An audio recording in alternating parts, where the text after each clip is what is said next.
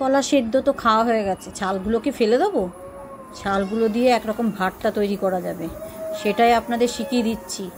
কলা কোনো কিছুই ফেলা যায় না, কলা গাছের সব কিছুই ব্যবহার করা যায়, এমনকি কলা সেদ্ধ খাওয়ার পরেও এই ছালগুলো দিয়েও একটা রান্না করা যায়। সেটা অবশ্যই খুব হেলদি।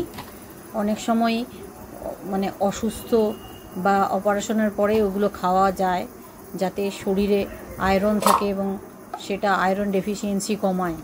তো আমরা এটাকে পেস্ট করে নেব। এবার রসুনটাকে একটু পেস্ট করে নেব, মানে কিছুটা রসুন আমি এরকমভাবে থেতো টাইপের করে নিচ্ছি, আর কিছুটা রসুন আমি ওর সঙ্গেই পেস্ট করে নেব। আগে কাঁচকলাটা ছালগুলো পেস্ট করে নিই, তারপর এখন এইভাবে করে আমি একটুখানি আস্তে আস্তে করে পেস্ট করে নিচ্ছি। কালো জিরাটাকে একটু কি করব, আগুনে একটু তাপ দিয়ে নেব মচমচে হওয়ার জন্য, একটু মানে আর কি নেড়ে নেব আর কি, কড়াইতে হোক বাটিতে হোক। আমি বাটিতে নেড়ে নিচ্ছি। এটা আমি ওই কাঁচকলার ছালের পেস্টের সঙ্গেই আর কি পেস্ট করে নেব। ছালটা পেস্ট করে রেখেছি, এবার আমি লঙ্কা ও রসুন কিছুটা দিয়ে নিচ্ছি, এগুলো একবারে পেস্ট করে নেব। ওই ভাজা কালো জিরাটা দিয়ে দিচ্ছি, সেটাকে পেস্ট করলে একটা আরও কালো ভাব একটা আসবে, এই যে পেস্ট করে নিয়েছি। এবার কড়াইতে আমি অল্প তেল দিয়ে নেব, এটাকে রেডি করে রাখলাম। এবার কড়াইতে তেল দিয়ে নিলাম,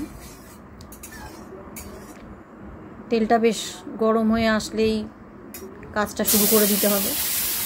দিয়ে দিলাম আমি সমস্ত বাটাটা। এবার এটাকে আমি তেলের মধ্যে খুব ভালো করে নাড়ব। এবার হলুদ নুন সব দিয়ে দেব।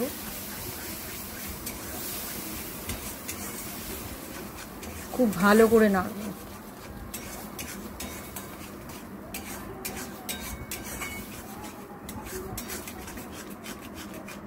একটু বেশ শুকিয়ে আসবে, নুনও দিয়ে দিলাম। প্রয়োজন মতো আবার একটু নুন দিয়ে দিতে পারে প্রয়োজন হলে। আর যদি স্বাদটা বাড়াতে চান অল্প একটু, খুব সামান্য একটু চিনি দিতে পারে। চিনিটা দিলে খোলে, যে কোনো জিনিসেই একটু হালকা চিনি টাচ থাকলে কি খোলে। এবার দেখেছেন এই রকম করে শুকনো টাইপের হয়ে যাবে। এটা দিয়ে ভাতটা মেখে খাবেন, দেখবেন অপূর্ব লাগছে, এত ভালো খেতে লাগছে যে আর অন্য কিছু দিয়ে খেতে ইচ্ছা করবে না।